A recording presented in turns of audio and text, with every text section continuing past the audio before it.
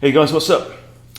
Just going to share a 5-minute blitz game in the French defence today. I'm quite pleased with this game, and I was pleased with the way that I won it.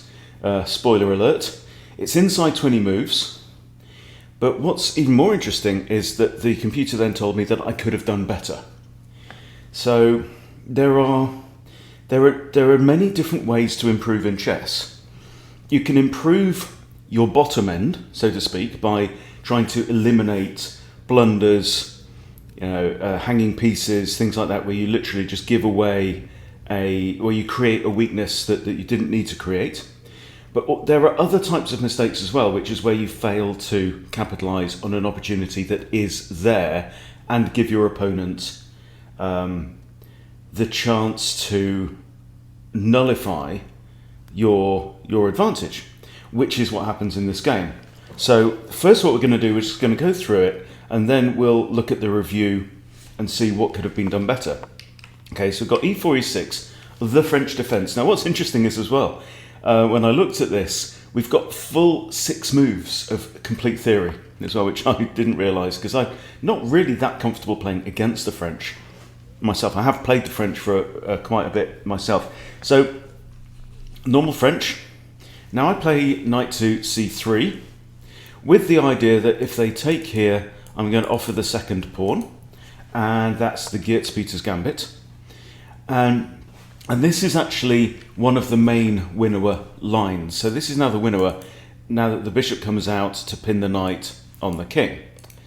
Okay, so I decide to kick the bishop, put the question to the bishop. Say, okay, black, you've invested a move to put your bishop here. How serious are you about this knight? All right. Either you're going to have to retreat, in which case you might face b4, then blocking your bishop into a corner here, or you're going to have to take. Black takes, and I recapture with the c-pawn. If you've played a few Vienna games, you'll probably be quite familiar with this pawn structure. Okay. Now we have pawn takes on e4. So for the time being, black is a pawn up. And now I proceed with plan A. Pawn to f3, e takes f3, knight takes f3. So right now, black's only development to show for his first 6 moves is he's got 1 pawn move forward. I, however, have a knight in the centre, and I've got reasonable control, particularly over these dark squares here. And I have a light squared bishop. So black plays knight to f6, and now, and all of this is book, right? And now bishop to d3, best move, and we have b6 from black. So black's probably looking to fianchetto this light squared bishop and look down this diag. So I short castle, getting my rook onto the semi-open f-file, right? So what I'm trying to do here is I'm trying to use patterns and ideas that have worked for me before, so I don't have to spend too much time thinking about those things that I'm working more with familiar patterns and ideas and less in the dark. We have bishop fianchetto on b7, and now my bishop flies out to g5 to pin the knight on the queen. Now, according to the machine, this was inaccurate. Queen e2 was better here, I guess pinning this pawn here. The reason is because it says, well, you can get your bishop kicked, but maybe that's not the end of the world. Okay, so we have knight b to d7. So black now pairs up the knights, saying you can take my knight. Oops, you can take my knight, but I have a spare horse. There you go. Now I put my knight into e5. So the idea here is that I'm looking at different kind of tactics around, well, look, if I take this knight can't take because otherwise the queen will fall, okay? So if I take this, queen takes, I take, pawn takes, and now is pawn structure's messed up, and I can claim this because the queen is out of line, right? So just ideas around there. And then, but what about if he takes me, pawn takes, and we're attacking now the pinned knight with a bishop and a pawn and a rook. So black now resolves these issues to a degree by moving the queen away. So he's moved the queen out of the pin. That means this knight is free to go on about its day, And if I take here, he can simply recapture with a knight. And if I take here, he can recapture with a knight or the queen. Probably the knight. So what would you play in this situation? And this is a move that I'm quite pleased with actually in the game. So the queen has moved out of this pin. So this pin is now gone. Okay. So what I did was I thought, well, look, that pin's gone. Let's make another pin. Bishop to b5. So now my light square bishop comes in and pins this guy against the king. To resolve this, black now castles, but has castled somewhat into, the line of trouble.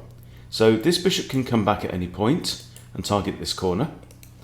So the first thing I'm thinking is, takes. If I had a queen on here, I could take with a rook and this pawn would be pinned, right? So my first thought is queen e1. I want to get my queen onto here. She can't go straight there, obviously, because knight takes. And I can't take and queen there because he's got a spare knight. And now we have c6. I think this is a poor move for a couple of reasons. One is that it blocks off this bishop, which is now no longer targeting my king's corner. The other thing is, this bishop was kind of misplaced anyway. So bishop to d3, putting it back on the square where it went, where it came from.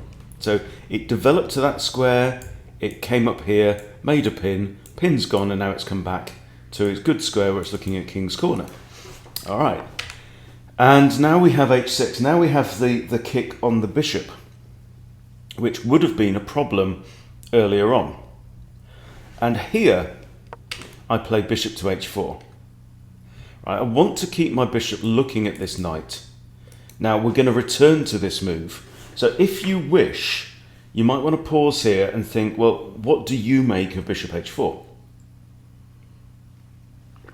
And I'll have a drink of my excellent coffee.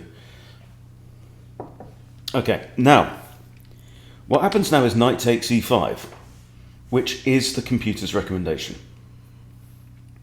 And here, I go for queen takes e5 rather than pawn takes. Pawn takes would have given me an isolated pawn, but this is okay as well. So I know my queen, for example, can come back to here. We now have c5. Again, this is kind of slow from black. I don't think that black really appreciated the level of danger that his king is in. Because look, I have 1, 2, 3 pieces attacking this knight, and it's defended only by 1 pawn. So clearly, it's time to take the knight. The question is, Raymond, how do we take the knight? Pause if you need. And I had to think about this. So this is a 5-minute blitz, and over this next move, I thought for 34 seconds. And I decided that rook takes is the way to go. And the reason is because black really can't take the rook. And I'll show you why. If g takes, which happened in the game, I've got bishop takes. No, bishop takes will come to look into the corner, right? But first it's queen g3 check. And see this bishop here, guarding there? So the next move is forced, and then bishop takes f6 is mate. Okay, really, really pleased about that. I think that my opponent to some degree walked into it, but this is what is going to happen. As you get better at chess, these situations it becomes more critical that you play critical moves at critical points, if that makes sense. So I think my opponent missed the danger there to quite a great extent, and this bishop pair, in fact, the queen isn't even, well, yeah, the queen is required because the queen's covering the g8 square, but these bishops are doing a fine job on their own. Now let us go back to the start. So really pleased that all this is book. I really didn't expect this many book moves, but all this is book. And now best move, and we go through. happy with this move. I'm really pleased with this. We'll see what the computer makes of that in a minute. And this is okay. And now, according to Stockfish, this is a blunder. It's a blunder, not a missed win. And I'm really not sure of the difference. According to the fish, I should have taken here. And then, let's say knight takes. Then I think we have rook takes. And again, he can't take, right? Because we have queen in. Let's say king goes into the corner. And now we've got ideas like bringing the rook across. So apparently, whichever way this goes, it's going to end in tears. Maybe move like this, I don't know, but we'll see. So here's the game in the analysis board. And we'll work through. So best move, pretty good. Inaccurate, queen e1 was better. So queen e1 rather than queen e2, okay. Because it's saying that it could have kicked me there, but this is +7 for white at this point. No, it's not. Forget that. It's not +7 at all. That was a hangover. Okay. And then knight e5 is a mistake. Queen e2 is better here. And then a blunder. So he should have traded knights in the middle of the board there. And that's inaccurate. Wow, okay. Because he can castle out to it. Okay. Fair enough. And now completely equal at this point, apparently. So it's things like this move, this knight e5. Why is that a mistake? Why does that give my opponent an advantage? I know that understanding and unpicking moves like this are down my path, towards 2000 or whatever. Right now, I don't know if I need to understand why the computer thinks that's a mistake or why that was an inaccuracy. Castles here, and we are 0, 0, 0, completely equal. Queen e1 is best. I'm very pleased about that. And that's a blunder, yeah. I thought that was bad. Best move, good. And that's a mistake. And now the blunder, because I should have taken on f6. So let's follow this one through, right? If I take here, best move for black is knight takes. Now, do I take with a rook? I do indeed take with a rook. And this is the difference. If we look at this, queen g3 here is leaves me +1-ish. Rook takes knight is +8.5. And that would be a brilliant move. And here, g6, f6 is the third best move. After bishop a6 here, and c5. Wow. This is the most likely human move, of course. And then you've got queen g3 check. King has to go in the corner because the bishop is covering this square. And then, well, there's all kinds of ways to win. Queen h3, queen h4, or queen f4 are all just winning, basically because they're all targeting this same pawn here. Okay, so there's nothing that my opponent can do. King g7 is the only move that defends the pawn. And if king g7, I think we just bring the rook over. I've got forced mate in 24 with knight g4. But let's say we just bring the rook over. Queen g3 check was best, apparently. And, let's say, okay, they push f5. I might just lift the rook. Yeah, rook f3 is actually the best move here. And, one way or another, there is a forced win here. If he pushes, rook g8 is the best now, apparently. And still rook g3. King h7 is best. If king f8 looks a lot more natural, right? And then we take on h6, look at that. Right, now a grandmaster might figure all this out to this to this extent before they made their critical move. Right? I am not a grandmaster, and so I'm not doing that. But interesting stuff here. That, I mean, could I have figured this out? Let's just think it through a sec. I do this. They're going to take that with a knight, and it's the best move, and every human would play that. Okay, and now the rook sack, because we know that if they take here, I've just got too much, right? And that's really all you probably need at this level. I just didn't think about the double sack at that point, but I did consider it at a later point. And that really is, I think, a growth point for me is, let's just think, okay, this move here, this is move, what, 16? Let's just go back to the game. And, okay, it's gone into analysis now. I want to see the move list. It's not telling me the timestamps, unfortunately, because we've made a change. So, yeah, that does not work.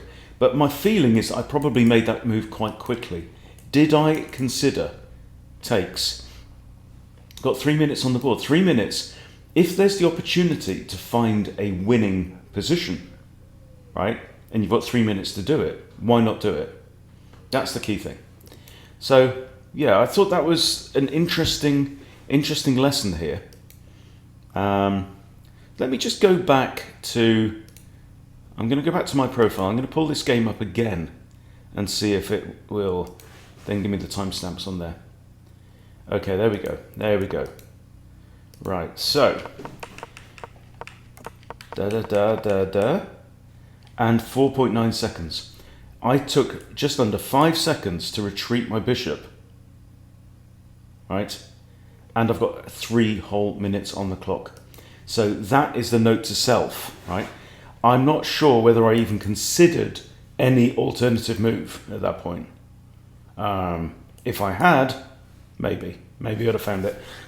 In the end, a very satisfying win, and kind of forced win as well. But I could have done even better. So there we go. So, you know, it's not just about cutting out the blunders, it's also about seizing the opportunities for a win when you get a sniff of a win. And something I'm really working on right now is definitely considering, you know, at least one more candidate move in all situations if possible, because I so often notice that it's the moves that I make where I only really, you know, look at a narrow selection or just one piece of the board, or really very often one move, and think, is that okay? Yes, it's okay, and I make it. And I really just stop all other lines of thought at that point. It's very often those situations where the computer goes, oh mate, you could have done something so much better there, right? Instead of just going, zoom. So it's you need to expand your thinking first, right? Include many ideas and then narrow down. And that's how you will get the best ideas, right? Rather than just going, that looks playable. Is it playable? Yes, fine, that'll do me, right? That's just settling for second best, you know? That's like marrying your first girlfriend at school. Do you know what I mean? Now, she may be great, right? But there may be other options. Life lessons there. All right, thanks for watching, everybody. See you later.